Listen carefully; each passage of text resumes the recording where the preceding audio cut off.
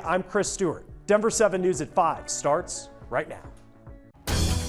It's kind of like a neighborhood bar. Chaos outside a bar in Golden. A man's accused of intentionally driving through the crowd, leaving one man dead and several others, including a bar employee, badly hurt. Because of what happened, he jumped right in, and because his friends were involved.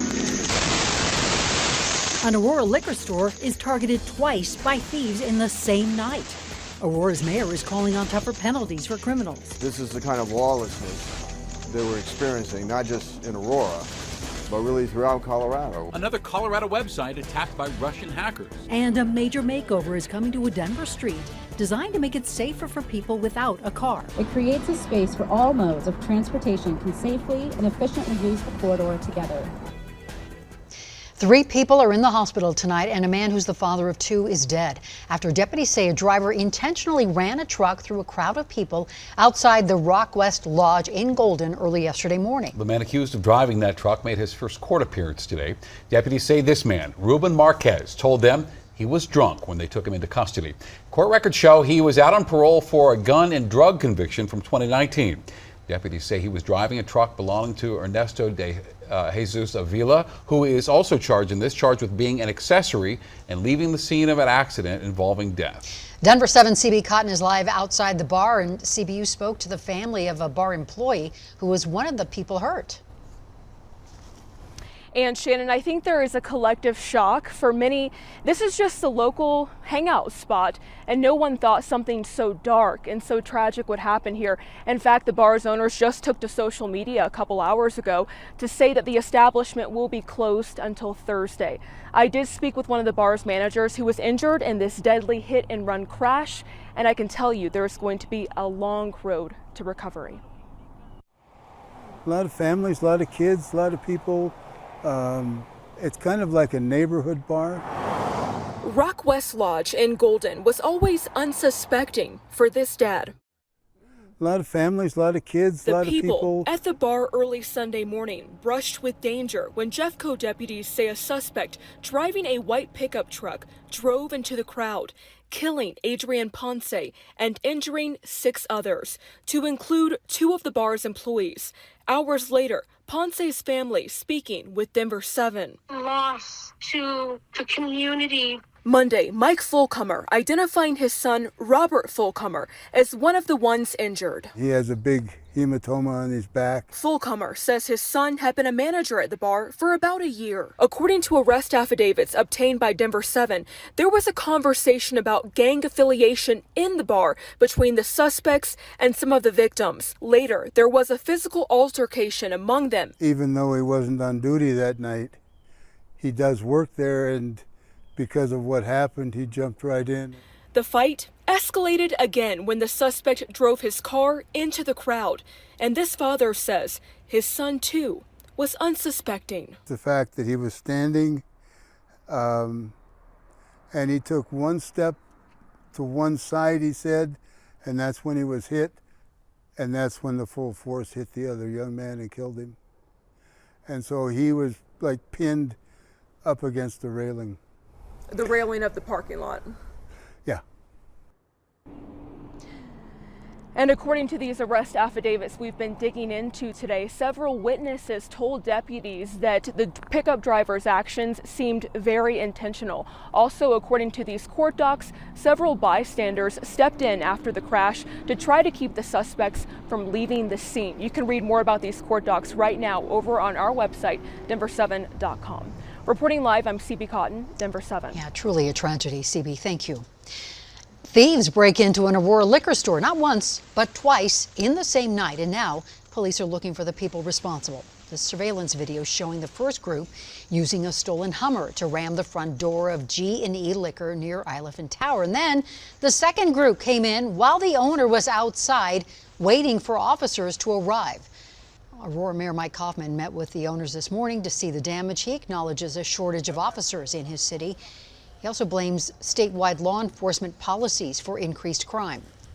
A lot of these vehicles that are stolen, we know are used in other crimes. And this is an example of it. We've got to be tougher on crime. We've got to be tougher on criminals. And if we don't, we're just inviting more of the same. That this is just going to be normal. Police have not responded to our request for comment, and the store owner tells us his business will be shut down for at least a week. Denver police need your help finding the person who shot two people near 31st and Downing last Wednesday, and one of those victims, pictured here, has died. The other victim remains in the hospital tonight. Police have not yet released their identities. They also haven't said what led to the shooting, but if you can shed any light, please give Denver Metro Crime Stoppers a call. The parents of a 14-year-old girl are desperate for answers more than a week after their daughter disappeared. Chloe Campbell's parents say their daughter was last seen on Friday, September 30th at the Boulder High School football game, and they haven't had any contact with her since because Chloe did not have her phone. Well, her friends say she was with two men whom they did not recognize. And her friends say they have received social media messages from Chloe, and so far those messages aren't confirmed to have come from her. I am not expert in trafficking, but I do know that the tactics of traffickers is to prey on young girls that are at high risk. And Chloe has been struggling since the pandemic. She has many risk factors that these types of predators prey on. Honey, we love you so much. You are so precious to us. We just can't bear the thought of you being gone any longer. Now, this case does not meet the criteria for an Amber Alert, but Boulder investigators are growing increasingly concerned about Chloe's safety. If you know anything about where she might be, please call Boulder Police. The NTSB says one of the two planes that collided in Boulder County last month did a 360 turn just before this collision. The planes collided right after takeoff. And the NTSB says one plane had a flight instructor and a student on board, and the other was a personal flight. All three were killed. DIA's website is one of several airport websites being targeted by suspected Russian hackers. The airport telling us the hackers are trying to overwhelm the website so it becomes unavailable to the public. So right now, the attacks haven't impacted DIA's website, and the group claiming responsibility is the same one accused of knocking out state government websites last week, including Colorado.gov, which I just checked, and that site is back to running as normal. 7 more airline check-in counters are temporarily moving at DIA over the next 2 days. The airlines are listed on your screen right now, and they will move to Pod 5 on the southwest side of Level 6 of the Jeppesen terminal. DIA's other airlines have already moved to either the southwest or southeast sides of the terminal, and this is also the airport can work on building new security checkpoints. Construction started today on road improvements along South Broadway in Denver from 7th to Center. Now, Phase 1 starts with updated traffic lights and enhanced sidewalks on the west side of Broadway. Phase 2 will do that same work on the east side and add two-way protected bike lanes. Phase 3 then will add landscaping and striping along the street. Further our Vision Zero goal to eliminate fatal and serious injury crashes along the corridor and provide more and better options for people to access and enjoy Broadway without a car. Now, some lanes and sidewalks will be closed during each phase. Access to businesses, though, will remain open. Construction is expected to wrap up in a year. Denver voters will have their say on paying more for improved sidewalks this November. A ballot initiative is asking property owners to pay an annual fee to cover the improvements, and the fee would depend on the size of your property. The average homeowner would pay about $107 a year, or $9 per month, which some low-income earners would be getting a discount.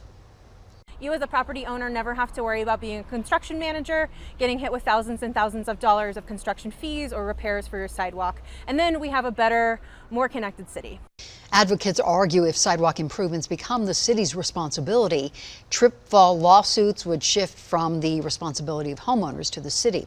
Now, opponents say the additional fees would be a burden for low-income families.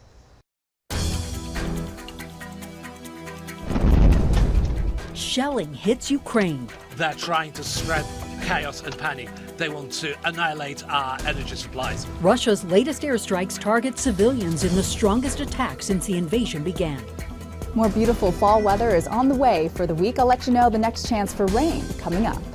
Large computers solving the world's most difficult tech problems being built right here in Colorado. We're going to invest something like $100 million into this facility. We'll take you inside the world of quantum computing. They're going to allow us to understand what's going on at this very, very tiny scale, unlike anything that's ever been done with a classical computer.